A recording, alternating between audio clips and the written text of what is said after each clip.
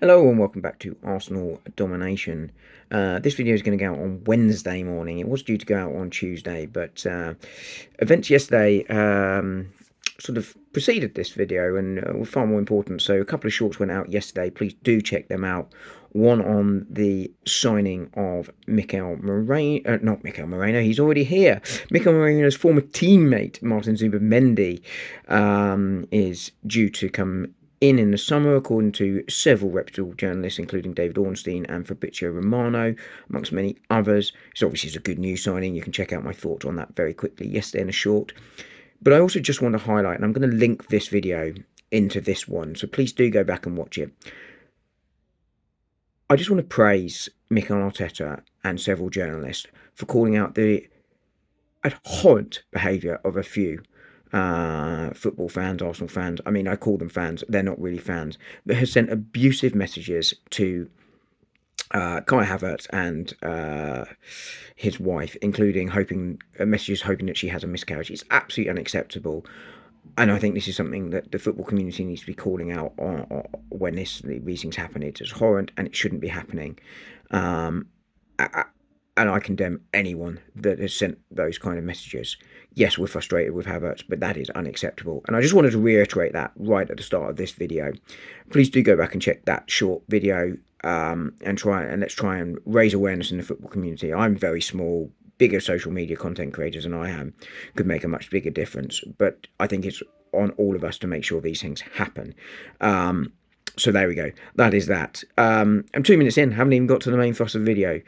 This is the video I promised after the defeat on Sunday to Manchester United in the FA Cup, when I said it's time for Arsenal to back Arteta or to sack Arteta.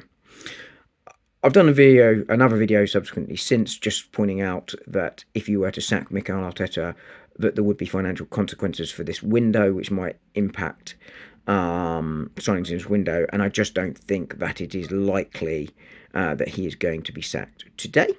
Or even in January. I think any decision on that will be for the summer. But I'm just going to use this video to point out why the case for backing him and the case for sacking him. And I think it's as simple a question of that. You either need to back Mikel Arteta now or you need to sack him. Because the status quo of not supporting him and just letting him run to the end of the season with the signings he has, given the injuries, is not a path that Arsenal can choose to take. Because this squad needs support. Gabriel Jesus' injury on top of Saka, Wanyeri, Sterling just coming back from injury leaves Arsenal woefully short in attack. And it leaves him limited options to fix. Defensively, I think we've looked really quite good. In midfield, there's a bit of lack of creativity there. I think Martin Zubimendi signing is designed to sort of help that with his passing from deep and sort of be a sort of midfield orchestrator. That was clearly the plan in the summer. We got Moreno because he will be the squad option, and I think that's perfectly fine. I'm going to do a video on him later this week. But obviously that doesn't help us right now. But sometimes if you can't get your main target, you have a choice between getting the backup, which I think was what we did here, which was a long-term sort of Jorginho party replacement probably, and doing that now, well, in the summer, or not doing anything at all if you can't get them. Arsenal chose in that instance to do the former. But anyway, I'm going to start with the case for backing Mikel Arteta. I think when you look at his time here, and I've done videos on this before, Arsenal generally made progress every year until this season. I think that shows that he can manage and he can move things forward. Arsenal have undoubtedly gone backwards this season. And there are many factors involved in that. And some of them are going to come up in why he should be sacked when I do that. But I do think that this season, some of the reason why he's gone backwards have been injuries to key players.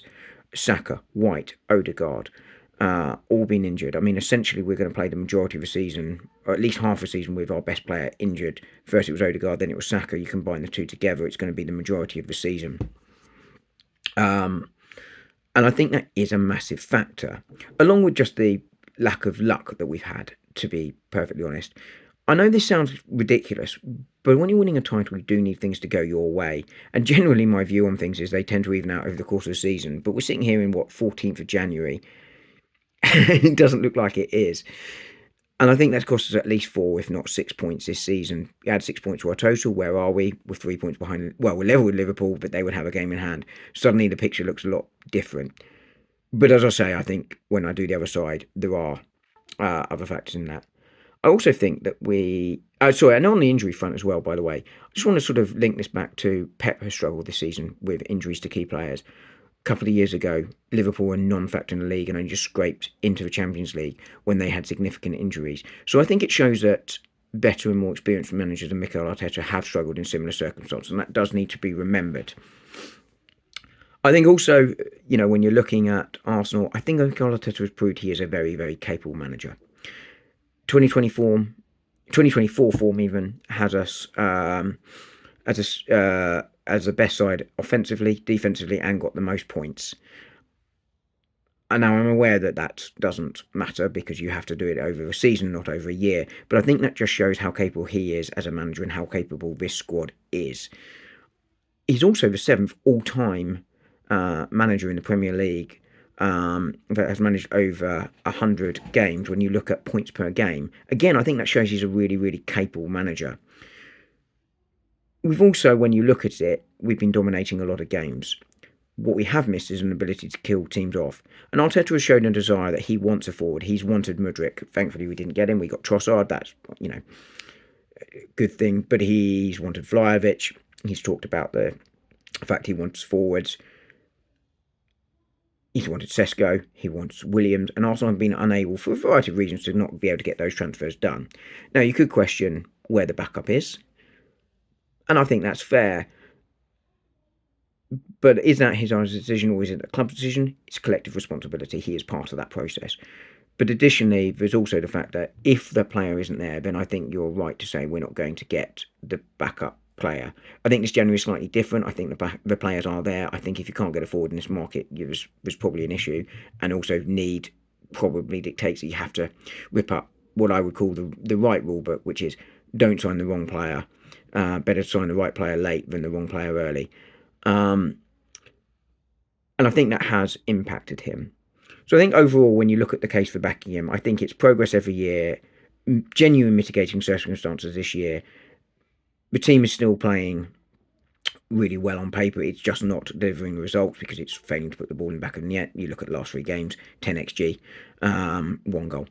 That's not good enough, obviously, but it just suggests that at some point that's not going to continue. And when those goals go in, suddenly the results will slightly change. And I just don't think you become a bad manager or a bad team overnight. We're obviously in a difficult position, but right now. But I don't think that will continue given the quality in this team. So I think that's the case for backing Mikel Arteta. But I think you also have to look at the case for sacking him, and this is what the board will have to do.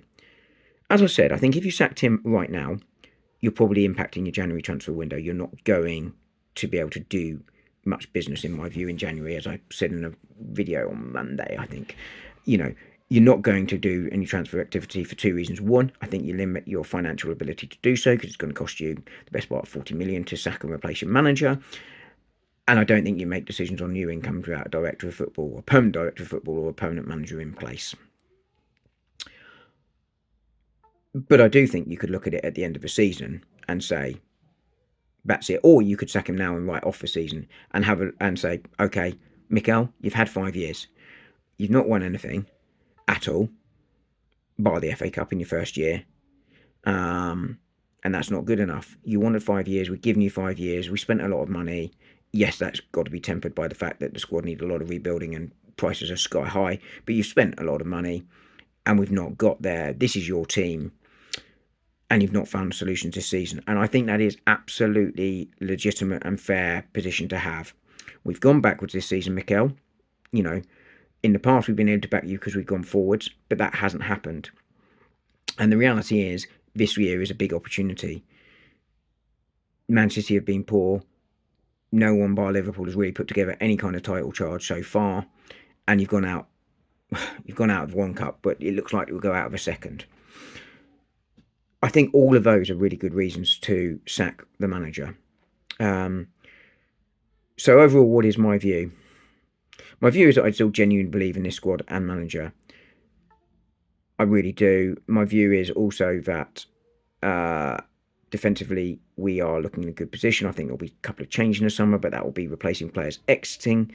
I also think that the midfield is looking quite good, and I think an acquisition of Zubamendi there will improve that further. The forward line needs some support and it needs backing. Gabriel Jesus is going to need replacement. We're not going to be able to sell him in the summer with his ACL injury today, so we're going to need a new striker, but I think that was on the cards anyway, and we're going to need an extra winger in. I think when in a scenario where you do that, that gets you where you need to be. I don't think we're going to win anything this season anymore. I think I will be proved wrong on that, and look, it happens. But I do have faith that Arteta can deliver it. I am not going to be calling for his head in all likelihood, and I don't think he's going to be fired. I think the signing of Zubamendi, if that comes to fruition, shows that Arsenal believe that Mikel Arteta is going to be the manager here next season. Zubamendi doesn't sign without those assurances, so I think he's not going to be sacked. If he is, I won't be complaining. Do I think there are other managers out there that can do the job? Absolutely, I think they are. And if he loses his job, that's fine. But overall, my view is not winning anything this season, unacceptable, incredibly disappointing. Mikel, if it costs you your job, yeah, you can't have any complaints. But I think there are genuine mitigating circumstances this season. I think that probably says that Arteta keeps his job. I'm agnostic either way, but I don't think it really matters what I think. I think Mikel Arteta is staying. Arsenal are clearly going to back the manager, and it looks like they're going to bank him with transfers in the summer, where I think PSR and FFP, which applies to Champions League, will be easier. And the mood music around the club suggests that following the Jesus injury, that there will be a desire to do something now, whether that's a loan or a permanent signing. I think if it's a loan, I can live with it. If it's a permanent signing, let's make sure it's the right one. But board look like they're going to back Mikel Arteta, so he looks like he's here to stay. I'm fine with him staying. I'm fine with him going. I know that's when I'm sitting on the fence, but I don't think he can complain if he does go. But my view is he probably stays, and he is going to stay. And therefore, because he's going to stay, I think what is really important at starting tonight, as it will be when you're listening to this, is that everyone gets behind this manager now and gets behind this side and gives this side a real lift, because that is what they need. So yeah, there we go. Let me know what you think. I think there will be a lot of people calling for his head. I understand it. I'm not going to go that far. As I say, I think I'm just about going to back the manager, because I really think that this side is still capable of winning something. But there we go. Right, let's see what happens. I will speak to you all soon. Cheers. Bye.